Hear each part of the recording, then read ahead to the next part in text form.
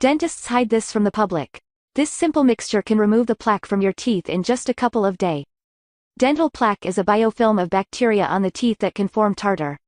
At the beginning, the plaque is colorless, but it turns to yellow when it forms tartar. The main causes of plaque on the teeth are smoking and excessive coffee consumption, which is why you should get rid of these habits if you want your teeth to be pearly white again. Maintaining good oral hygiene also helps.